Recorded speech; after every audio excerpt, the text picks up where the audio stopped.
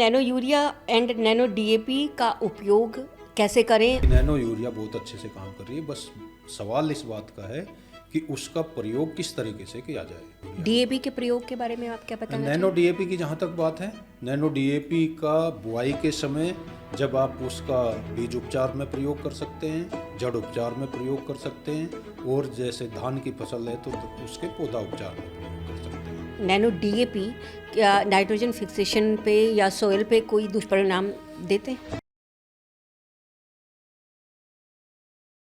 दोस्तों नमस्ते, मैं पारुल।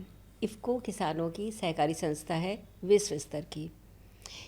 इफ़को का नैनो यूरिया हम बहुत दिनों से सुन रहे हैं और किसानों के लिए उपलब्ध है और बहुत अच्छे से काम भी कर रहा है। आज इफ़को के उप महाप्रबंधक बृजवीर सिंह इत्तेफाक से हमारे साथ हैं। उनसे दो चार छोटी छोटी बातें इसी संदर्भ में हमने की हैं, तो आपको मिलवाते हैं बृजवीर सिंह जी से। बृजवीर जी, आपका बहुत बहुत स्वागत है। धन्यवाद। इफ़को के बारे में nano urea and nano DAP का उपयोग कैसे करें और इसके क्या लाभ हैं, क्योंकि इसके लिए बहुत सारी भ्रम फैले हुए हैं।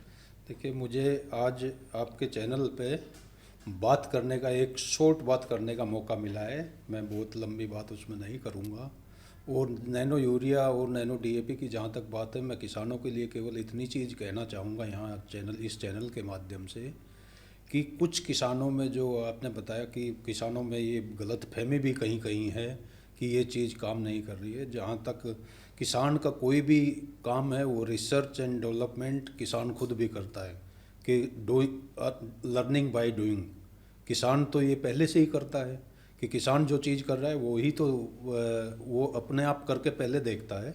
तो मेरा किसानों से ये अनुरोध है कि इस चीज़ को किसान जब खुद करके देख रहा है और खुद किसानों के बीच में जाकर के जब किसान ही उस चीज़ के ये रिजल्ट बता रहा है कि नैनो यूरिया बहुत अच्छे से काम कर रही है, बस सवाल इस बात का है कि उसका प्रयोग किस तरीके से किया जाए। तो उस तरीके से प्रयोग करने के लिए किसान को ये चाहिए कि पहला जो, जैसे यदि हम नैनो यूरिया की बात कर रहे हैं, कि पहली बार में जब किसान कोई भी फसल है उसके 20-25 दिन बाद जब पहली सिंचाई कर रहा है, पहली सिंचाई के बाद में दानेदार यूरिया का ही प्रयोग करें। और उसके बाद में यदि फिर जब फसल की अवस्था अच्छी हो जाएगी, क्योंकि ये पत्तियों के माध्यम से नैनो यूरिया से जो नाइट्रोजन मिलेगी वो पत्तियों के माध्यम से मिलेगी, तो उसके बाद नैनो यूरिया का इस्तेमाल किसान के लिए बहुत अच्छा होगा, बिल्कुल हानिकारक नहीं होगा, किसान को उतना ही लाभ होगा। बस सवाल उसके सही समय से प्रयोग करने का है। और ये नैनो यूरिया डीएपी के प्रयोग के बारे में आप क्या बताना नैनो चाहेंगे? डीएपी की जहाँ तक बात है, नैनो डीएपी का बुआई के समय जब आप उसका बीज उपचार में प्रयोग कर सकते हैं, जड़ उपचार में प्रयोग कर सकते हैं, और जैसे धान की फसल है तो उसके पौधा उपचार में प्रयोग कर सकते हैं। जड़ उससे क्या होगा, और कोई भी वैज्ञानिक ये नहीं कहता कि इन चीज़ों से पूरी हमें रासायनिक उर्वरक विस्थापित करनी है। उस रासायनिक उर्वरक को छोड़ने की कोई वैज्ञानिक बात नहीं कर रहा है, तो उसके नहीं काम करने का तो कोई सवाल पैदा होगा ही नहीं।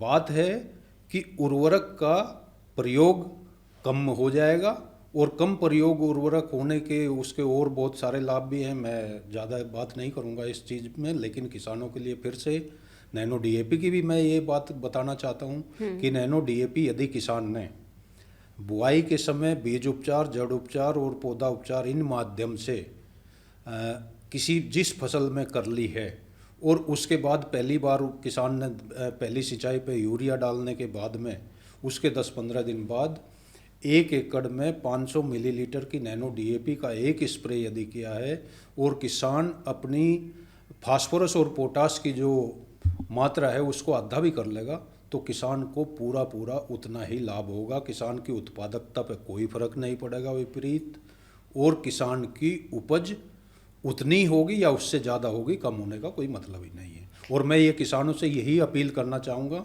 कि किसान इस चीज़ का लाभ उठाए।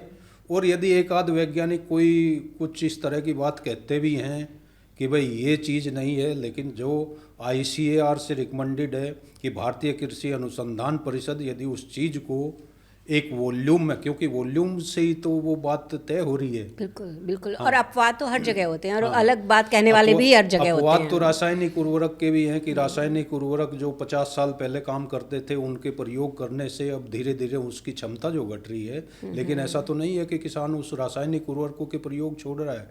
हाँ, हम भी अपील करते हैं कि जो यूरिया की बात है, तो यूरिया किसान और कम डाल लें। किसान यूरिया कम डालेगा और जो छिड़काव वाले उर्वरक हैं उनका ज़्यादा प्रयोग करेगा, तो निश्चित रूप से किसान को लाभ होगा। नाइट्रोजन की आपने बात की है, तो IFFCO nano urea and IFFCO nano DAP क्या नाइट्रोजन फिक्सेशन पे या सोयल पे कोई दुष्परिणाम देते हैं? नहीं, दुष्परिणाम तो उसका होने का मतलब ही नहीं है। नैनो यूरिया और नैनो डीएपी से तो यदि उसके फायदे की बात करेंगे तो उससे पर्यावरण को भी लाभ होगा। उससे किसान जो है, किसान को 267 रुपये में यूरिया मिल रहा है और सरकार को उस पर यूरिया पर अतिरिक्त रूप से 2000 रुपये खर्च करने पड़ रहे हैं। उस सब्सिडी की भी बचत होगी और इतने सारे ले जाने में भी उसकी परिवहन की बहुत अच्छी सुविधा है कि जेब में डाल करके भी किसान उसको ले जा सकता है।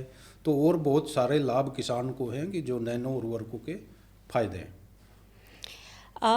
खेतों में ड्रोन का इस्तेमाल इफ़को ने बहुत ही सुंदर पहल की है। इसके बारे में आप हमें बताना चाहेंगे कि इसके क्या क्या फ़ायदे हैं और इसे कैसे प्रयोग किया जाता है? देखिए, खेतों में ड्रोन की जहाँ तक बात है, ड्रोन एक जो कृषि यंत्रीकरण के ज़माने में, कृषि यंत्रीकरण में जहाँ हम जैसे छिड़काव करते हैं, जब छिड़काव की बात आती है तो छिड़काव करने के लिए अलग अलग तरीके के जो यंत्र हैं, उस यंत्र में यदि हम छिड़काव पीठ वाली मशीन से कर रहे हैं तो हमें 150 लीटर पानी की ज़रूरत होती है। जब हम ट्रैक्टर माउंटेड स्प्रेयर से छिड़काव कर रहे हैं तो हमें 200 से 250 लीटर पानी की ज़रूरत होती है।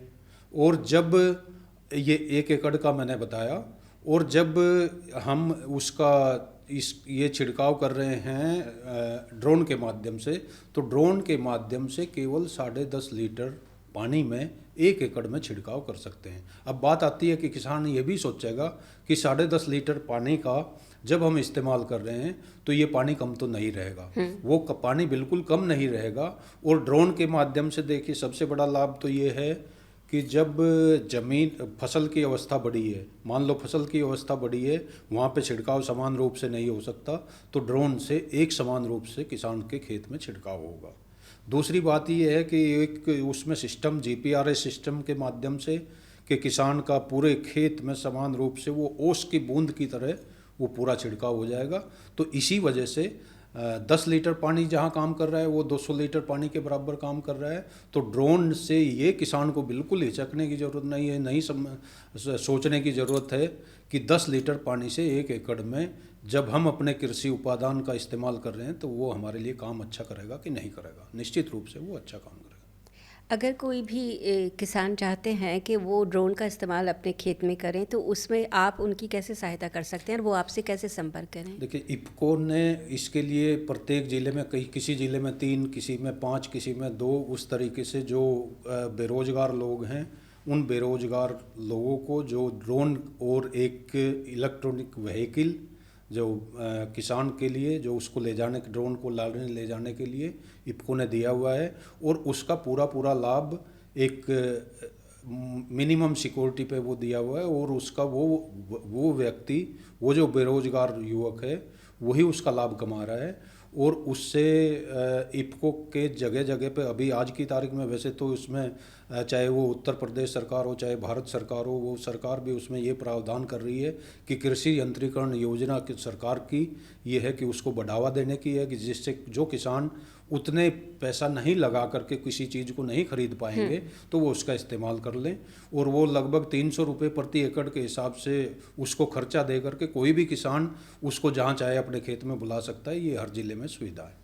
ये बहुत ही बढ़िया सुविधा है जो इफ़को की तरफ से किसानों को मिल रही है, और मुझे लगता है कि किसानों को इसका फ़ायदा उठाना चाहिए। इफ़को हमेशा से एक सहकारी संस्था रही है और जिस तरीके से किसानों का और समाज में जागरूकता फैलाने के लिए, किसानों की भलाई के लिए, और अब बेरोजगार के लिए, बेरोज़गार लोगों के लिए रोज़गार क्रिएट करने की भी जो पहल है वो भी बहुत सुंदर है। आपने इस छोटे से समय में हमारी अनुरोध को स्वीकारा और हमसे ये बातें की, इसके लिए आपका बहुत बहुत धन्यवाद ब्रजवीर जी। और हमारे किसान भाई अगर चाहते हैं कि इस तरह की और जानकारियाँ आप हमसे चाहते हैं, ब्रजवीर जी से बात करना चाहते हैं या इस तरह की जानकारी उनसे चाहते हैं, तो आप हमें कमेंट में बताइएगा, हम फिर से उनसे बात करेंगे। धन्यवाद, आपका बहुत बहुत शुक्रिया। धन्यवाद।